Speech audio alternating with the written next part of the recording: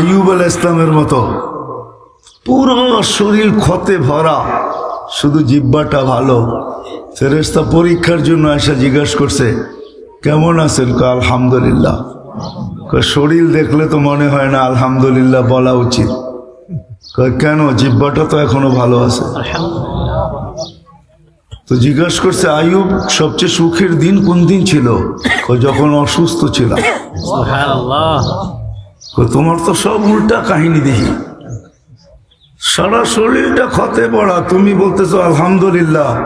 পুরো শরীরটা দেখলে মনে হয় আলহামদু বলার কোনো সুযোগ নাই, তুমি বলতেছো জিহ্বাটা ভালো আছে। আলহামদুলিল্লাহ তো বলতে পারি, আবার বলতেছো সবচেয়ে সুখের দিন যেদিন অসুস্থ ছিল। কি কইরা? কেন? সকাল বিকাল দুইবার আল্লাহ জিজ্ঞাসা করতো, আইয়ুব কেমন আছো? এখন একবারও জিজ্ঞাসা করে না। সকাল বিকাল দুইবার আল্লাহ জিজ্ঞাসা করতেন, আইয়ুব কেমন আছো? ভালো। এখন একবারও জিজ্ঞাসা করে না। আল্লাহর ওই জিজ্ঞাসার ভিতরে যে কেমন মজা, ওটা যুবকরা বোঝে। হ্যালো করলে কেমন মজা লাগে, ঠিক না? কি বলো? কি যুবকরা রাগ হয়ে গেল নাকি আমার উপরে? হ্যাঁ, আবার কিছু রিংটোনই আছে বিলকুল আলাদা করে রাখে, কেননা মোবাইল তো এরা তো মাস্টার, ঠিক না? ওরা জানে এই টোনটা কার, এই টোনটা বাজতে দেরি কেমন লাগে এটা ওদেরকে জিজ্ঞেস করলে পাওয়া যাবে, ঠিক না? হাসো না কিন্তু, তোমাদেরকে আমি ক্রিটিসাইজ করতেছি না, বুঝাইতে চাইতেছি। আইয়ুব আলাইহিস সালাম বলেন, আল্লাহ যখন বলতেন আইয়ুব কেমন আছো, আহা যা মজা লাগতো, ওই মজা এখন পাই না। ইব্রাহিম আলাইহিস সালামের জিজ্ঞাসা করছে সুখের দিন কখন ছিল? আগুনের ভিতরে ছিলাম যখন। দূর মিয়া, বিবেক বুদ্ধির বাহিরে সব কথা, আগুনের ভিতরে আবার সুখে থাকে কেমনে? ওই সময় আল্লাহ আমাকে দেখতো, আমি আল্লাহকে দেখতাম, ওই মজাই ভিন্ন ছিল। এখন আর দেখি না, এখন আর দেখি না। আসেন আসেন আসেন, নাহলে দৌড় দিতে দিতে দিতে সীমানা দেখা যাবে না। কোনোদিন কেউ পায় নাই, কেউ পায় নাই। জন কেনেডিও পায় নাই, জন কেনেডিও পায় নাই। আবার সবচেয়ে ধনী যে আমেরিকার, কি নাম জানি, বিল গেটসও পায় নাই, কেউ পায় নাই।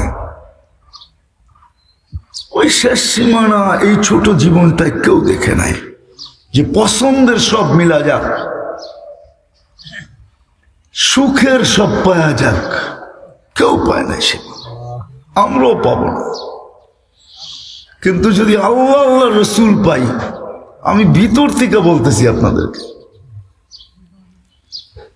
আমাকে যে যেইখানে নিয়ে যায়, সুযোগ থাকলে আমি যাই প্রত্যন্ত অঞ্চলে। কেন জানেন?